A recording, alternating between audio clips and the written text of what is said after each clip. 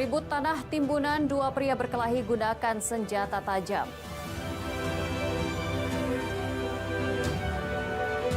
Ratusan pohon durian gundul hingga mati.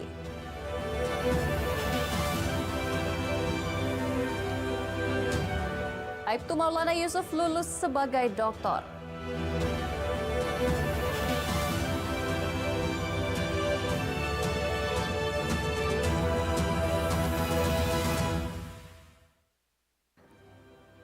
Assalamualaikum warahmatullahi wabarakatuh. Selamat malam pemirsa. Kembali Anju Sumsel hadir menjumpai Anda hari ini Jumat 26 Juli 2024. Setelah 3 berita utama tadi, sejumlah informasi lainnya akan kami hadirkan untuk Anda bersama saya Anggi Pradita. Inilah Anju Sumsel selengkapnya.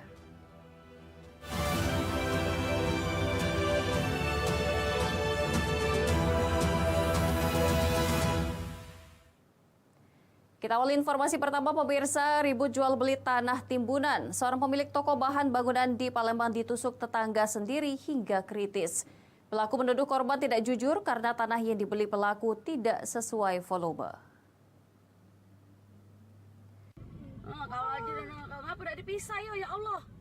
Inilah detik-detik rekaman video milik warga saat peristiwa penikaman terhadap seorang pemilik toko bahan bangunan di Palembang terjadi di Jalan Tembok Baru, Kecamatan Seberang Ulu 2. Peristiwa bermula dari korban Heri yang sedang berada di toko miliknya didatangi pelaku dengan membawa senjata tajam dan langsung menyerang korban. Korban yang panik kemudian mengambil senjata tajam di dalam toko dan terjadilah perkelahian. Korban terkena sabetan senjata tajam milik pelaku di bagian pipi, pinggang, dan tangan hingga korban kritis dan dilarikan ke Rumah Sakit Muhammadiyah Palembang. Melihat korban terkapar, pelaku kemudian melarikan diri. Motif penusukan lantaran pelaku menuduh korban tidak jujur dalam jual beli tanah timbunan karena tanah yang dibeli pelaku tidak sesuai volume.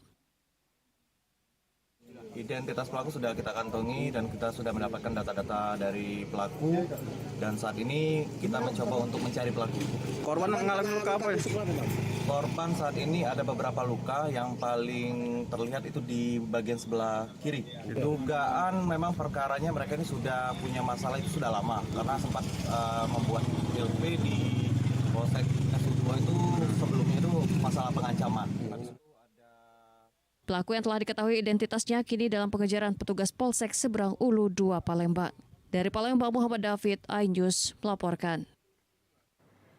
Sementara itu kasus sengketa lahan kawasan Cinde Palembang memanas. Pasalnya, Ikawan melalui kuasa hukumnya melepas stiker yang menempel di ruko bangunannya karena tak terima kepemilikan lahan tersebut.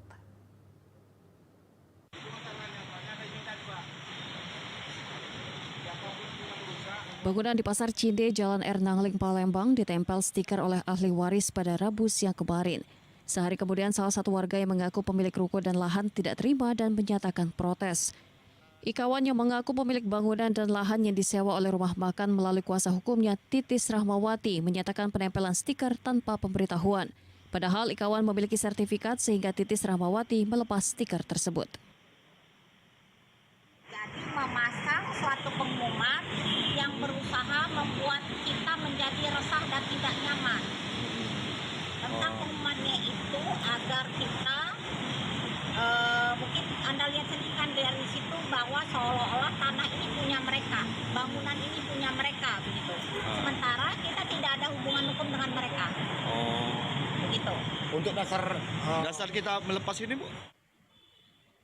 Sementara itu, Humas Pengadilan Negeri Kelas 1A Khusus Palembang mengatakan konstatering atau pencocokan objek perkara di tahun 1948. Namun tidak memerintahkan penempelan stiker di ruko bangunan yang berdiri di objek berperkara tersebut. Kita hanya pencocokan saja berarti Pak ya? Oh gitu. Pak, artinya kan di dalam stiker itu kan ada tulisan bahwa bila mana siapapun yang melakukan merusak atau melepas stiker ini akan dapat dipidana. Artinya itu seperti apa Pak? Ini kan tadi juga sempat dilepas oleh salah satu kalau karena kita sudah sampaikan tadi bahwa pihak pengadilan sesuai dengan penetapan hanya melaksanakan proses etik, tidak lain tidak lebih. Selain daripada itu tidak ada. Jadi kita membantu. Dari Palembang, Guntur Yansyah, iNews melaporkan.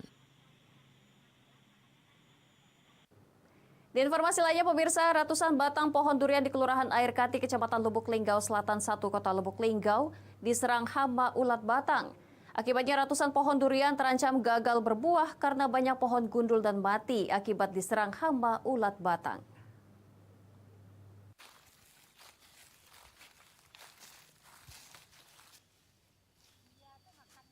Petani durian di Kelurahan Air Kuti, Kota Lubuk Linggau dibuat resah dengan banyaknya hama ulat batang yang menggerogoti batang durian dan juga dedaunan hingga membuat pohon durian gundul dan mengering.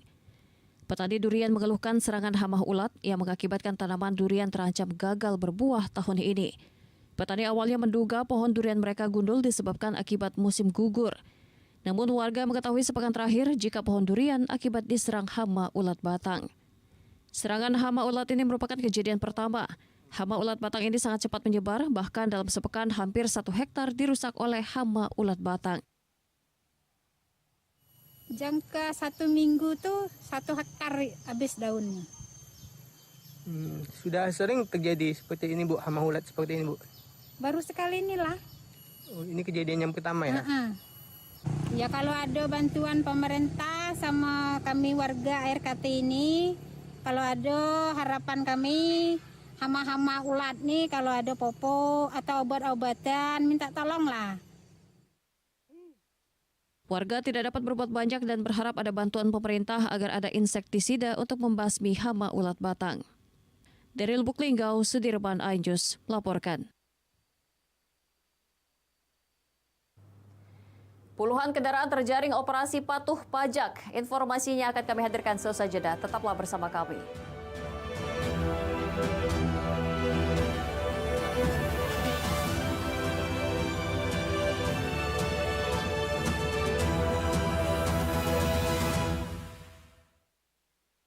Update informasi terlengkap menuju prime time berkualitas bersama iNews. Bekerja keras, jenuh error. iNews sore setiap hari. iNewsroom Senin sampai Jumat. iNews Prime Senin sampai Jumat. iNews Malam setiap hari hanya di iNews. Temani weekendmu bersama program kuliner spesial. Kalaparan, eksplor gokil wisata kuliner. Tempat makan yang jarang terekspos. Food Diary, mengupas sejarah kuliner, hidangan viral dari Nusantara sampai mancanegara. Mantep banget, mantep banget. Saksikan kuliner spesial weekend, Sabtu dan Minggu pukul 10 pagi di iNews.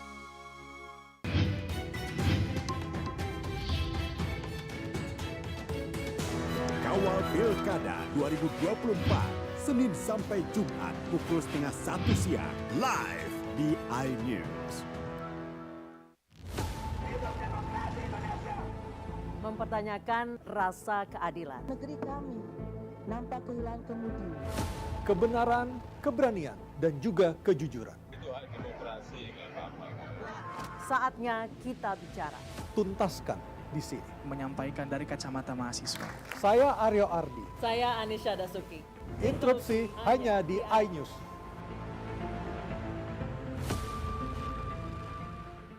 Mengupas makna dan tafsir Al-Quran bersama ulama terkemuka tanah air. Kaumum min kaum khairun minal yadis suflah. Nggak bakal bisa dibayar oleh dunia dan seisinya. Jelas, lugas untuk kehidupan sehari-hari. Di antara yang merusak hati adalah buruk sangka. Wa aqimus shalah wa atuz zakah. Itu pun sejajar dengan jihad fisabilillah. Cahaya Hati Indonesia, Sabtu dan Minggu pukul 12 siang di iNews.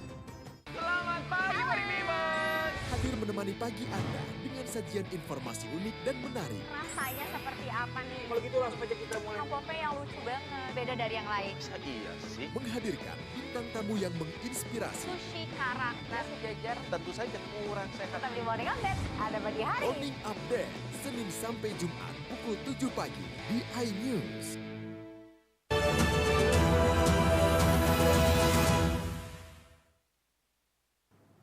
Anda masih bersama kami dalam iNews Sumsel. Pemirsa, puluhan kendaraan terjaring razia oleh Samsat Oku di Kota Batu Raja yang digelar Satlantas dan Jasara Harja Batu Raja.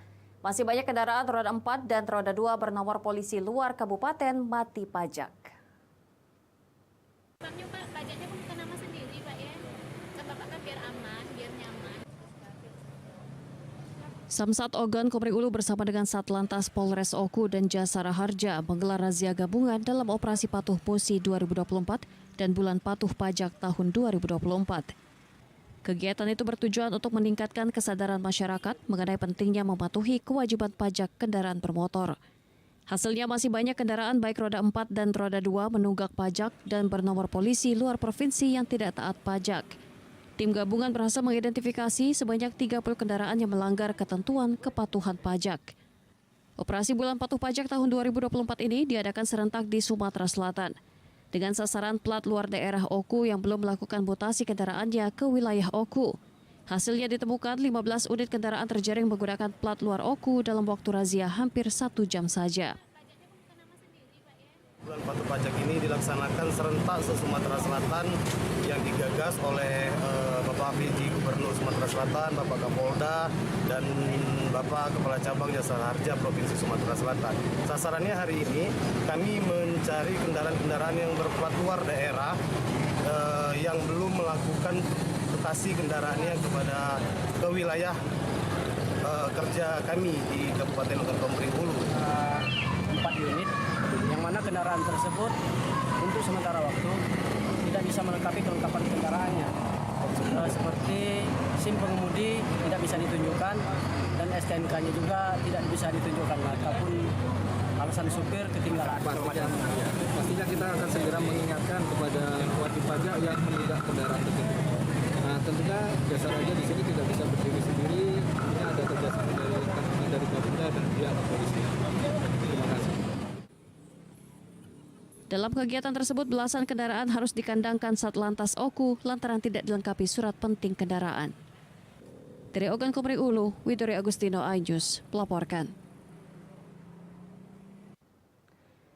Di informasi lainnya, pemirsa, Kementerian Pertanian Republik Indonesia bersama Dinas Tanaman Pangan Hortikultura Sumatera Selatan dan pemerintah Kota Prabu Mulih memanfaatkan tumpang sisip lahan sawit untuk ditanami padi.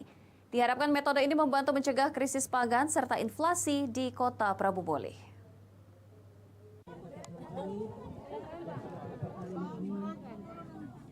99 hektar lahan sawit dari total 957 hektar di Kecamatan Rambang, Kapak Tengah, kini mulai ditanami padi gogo sistem tumpang sisip. Langkah ini sebagai upaya pemerintah melalui Kementerian Pertanian dalam mendukung program optimalisasi lahan tumpang sisip dan mengantisipasi terjadinya lonjakan harga di pasar. Kepala Dinas Tanaman Pangan dan Hortikultura Sumsel, Bambang Pramono, mengatakan kebutuhan beras di Sumatera Selatan saat ini mencapai 840 ribu ton beras per tahun. Dan produksi beras yang ada sebanyak 1,67 ton, salah satunya dari Kota Prabu Mulih. Luar biasa, dari lahan kebun yang 957 hektar bisa potensi 99. Hari ini kami bersama Pak Wako merealisasikan 22 hektar. Nah, untuk kebutuhan Sumsel, 1 bulan beras itu 70.000 ton. 70.000 ton. Nah, jadi setahun kebutuhan Sumsel itu konsumsinya 840.000 ton. Produksi kita se-Sumsel 1,67 juta ton. Surplus kita hampir 800 ribuan ton. Salah satunya kontribusinya dari Prabu Mulih. Penjabat PJ Wali Kota Prabu Mulih Elman berharap dengan adanya program tumpang sisip dapat meningkatkan kesejahteraan masyarakat. Selain itu, jika petani menanam padi gogo dengan sistem tumpang sisip dapat mencegah kebakaran lahan. Support dari kementerian, terutama dari Provinsi Pak Bambang, ya, untuk memanfaatkan lahan. Artinya di sela-sela seperti ini, sela-sela sawit, jadi kita memanfaatkan kan hampir 90 hektar Pak ya. Betul, kita memanfaatkan 99, kita memanfaatkan 20 hektar dulu. Nah ini terus kita anukan. Nah inilah bentuknya bersama-sama menjaga ketahanan pangan, Pak Romuli, Sumatera Selatan, dan Indonesia. Pemerintah melalui dinas terkait juga menanam cabai, bawang, dan jagung seluas 10 hektar yang hasilnya dijual kembali di masyarakat dengan harga murah untuk menekan kenaikan harga di pasar. Dari Prabu Mulih, Berry Brima, iNews melaporkan. Pemirsa, pemerintah Provinsi Sumatera Selatan mengadakan rapat koordinasi aktivasi posko pengendalian kebakaran hutan, kebun, dan lahan tahun 2024. Rakor ini bertujuan untuk memastikan semua pihak siap dan terkoordinasi dengan baik dalam upaya pencegahan dan penanggulangan Karhutbunlah. Perusahaan sudah siap karena sebelumnya juga. Rapat koordinasi aktivasi posko pengendalian kebakaran hutan, kebun dan lahan Provinsi Sumatera Selatan tahun 2024 berlangsung di Gria Agung di Jalan Demang Lebar dan Palembang, dipimpin oleh penjabat Gubernur Sumatera Selatan Ellen Setiadi. Rapat koordinasi ini diikuti oleh berbagai Satgas Karhutlah, terdiri dari Polda Sumsel, Kodam 2 Sriwijaya, Korim 044 Gapo, Lanut Sri Mulyono Herlambang Palembang, BPBD Provinsi Sumsel, Balai PPI Karhutlah Wilayah Sumatera.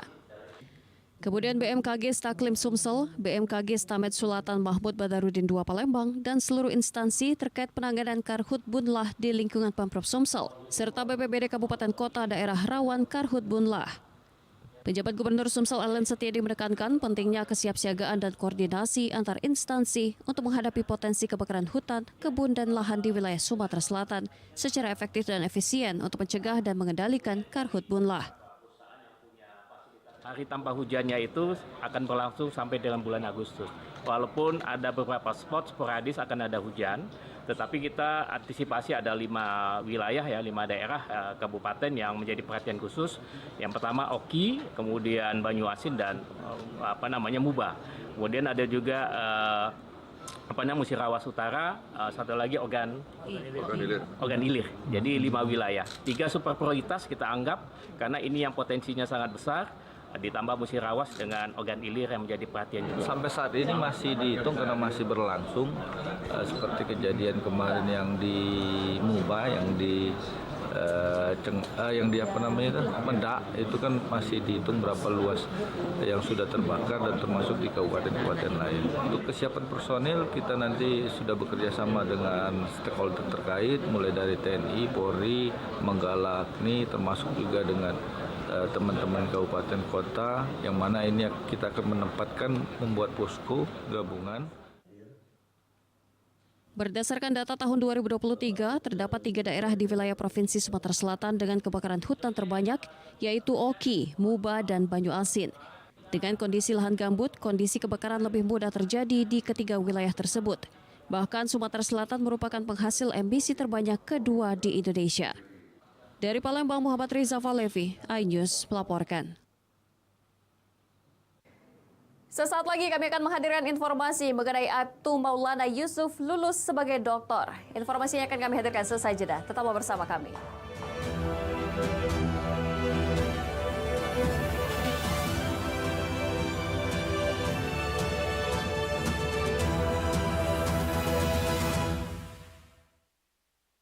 Update informasi terlengkap menuju prime time berkualitas bersama iNews. Selamat sore. Bekerja keras. iNews sore setiap hari. iNews Room Senin sampai Jumat. iNews Prime Senin sampai Jumat. iNews Malam setiap hari hanya di iNews. Temani weekendmu bersama program kuliner spesial. Kalaparan, eksplor gokil wisata kuliner. Tempat makan yang jarang terekspos. Food Diary, mengupas sejarah kuliner, hidangan viral dari Nusantara sampai mancanegara.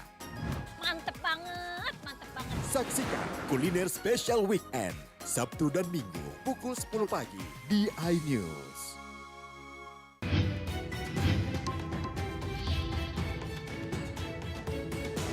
Kawal Pilkada 2024, Senin sampai Jumat pukul 12:30 siang, live di iNews. Mempertanyakan rasa keadilan. Negeri kami nampak kehilangan kemudi. Kebenaran, keberanian, dan juga kejujuran. Itu hak demokrasi, nggak apa-apa. Saatnya kita bicara. Tuntaskan di sini. Menyampaikan dari kacamata mahasiswa. Saya Aryo Ardi. Saya Anisha Dasuki. Interupsi hanya di iNews.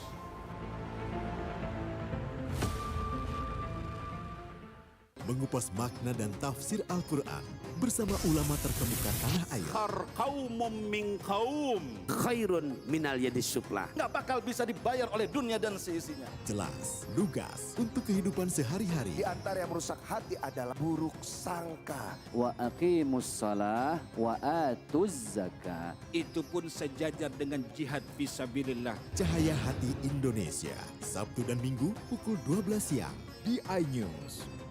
Selamat pagi Beriman. Hadir menemani pagi Anda dengan sajian informasi unik dan menarik. Rasanya seperti apa nih? Kalau gitu langsung aja kita mulai. Pope yang lucu banget, beda dari yang lain. Iya sih. Menghadirkan bintang tamu yang menginspirasi. Sushi karak, nasi jajar, Tentu saja murah sehat. tetap di Morning Update. Ada pagi hari. Morning Update, Senin sampai Jumat pukul 7 pagi di iNews.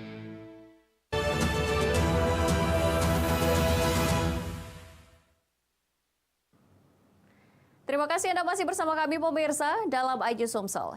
Pemerintah Kabupaten Banyuasin memberikan pelayanan kesehatan keluarga berencana serta pencegahan stunting. Kegiatan digelar di Desa Sukadamai, Kecamatan Tanjung Lago, Banyuasin, berupa pemberian vaksin anak mulai dari usia 0 hingga 7 tahun.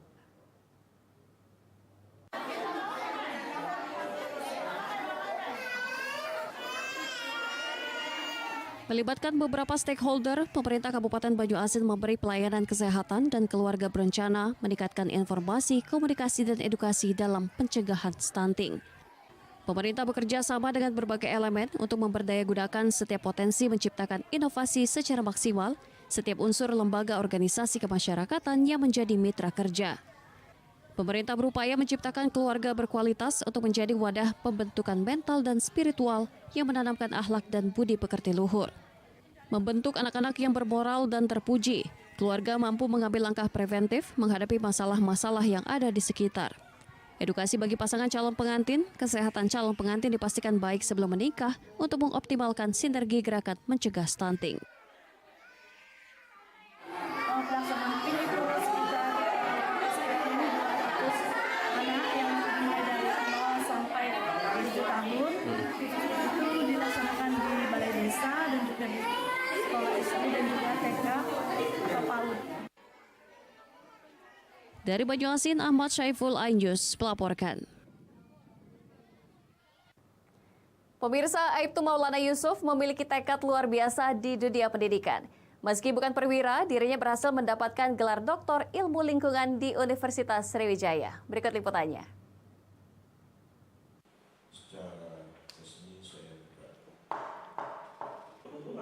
Memulai karirnya di Kepolisian Angkatan 21 tahun 2002 SPN Betung. Saat ini Aibtu Maulana Yusuf bertugas di Unit 3 Lingkungan Hidup Subdit 4 Ditreskrimsus Polda Sumatera Selatan. Meski belum termasuk perwira di jajaran kepolisian, semangat Aibtu Maulana Yusuf untuk berkuliah S3 tidak kendor. Pendidikan S1 telah diselesaikannya pada Universitas Stipada pada 2007. Jenjang pendidikan S2 diselesaikannya pada 2017 dan saat ini gelar Doktor S3 Ilmu Lingkungan di Universitas Sriwijaya tahun 2024. Model pengelolaan lahan rawa dan daerah aliran sungai yang optimal dalam rangka pengembangan perkotaan Palembang yang berkelanjutan adalah judul ujian disertasi Aibtu Dr. Maulana Yusuf yang membawanya lulus sebagai doktor dengan predikat cum laude. Pada ujian terbuka program Doktor Ilmu Lingkungan Unsri pada Kamis 25 Juli di Gedung Doktor Pasca Sarjana Universitas Sriwijaya, Bukit Besar, Palembang. Sebagai anggota kepolisian, beberapa kasus menonjol yang pernah ditangani antara lain illegal drilling dalam kawasan hutan konsesi, penutupan 1.000 sumur minyak ilegal tahun 2021, illegal logging dengan jumlah barang bukti terbesar mendapatkan rekor muri tahun 2023, dan pencemaran dan kerusakan lingkungan di Sungai Dawas, Kabupaten Muba mengakibatkan korban jiwa dengan kerugian negara 4,8 triliun. Ini saya menangani kasus yaitu sumur ilegal yang mengakibatkan natural void atau mencemari lingkungan akibat semburan minyak ilegal tersebut, yang mengakibatkan kerusakan lingkungan mulai dari lokasi hingga ke Sungai Dawas, yang mengakibatkan korban jiwa dan kerugian negara berkisar 4,8 triliun. Dan harapan kita selaku orang tua ya tentunya agar ilmu tersebut bermanfaat dan dapat dikembangkan baik untuk masyarakat, banyak juga kepentingan negara. Diharapkan pimpinan Polri memperhatikan personilnya yang memiliki potensi untuk diberikan penghargaan sebagai dedikasi terhadap Polri. Dari Palembang, tim liputan iNews melaporkan. Informasi tadi mengakhiri iNews Sumsel di edisi hari ini. Saya Anggi Pradita dan kerabat kerja yang bertugas mengucapkan terima kasih atas kebersamaan Anda. Selamat malam dan selamat beristirahat.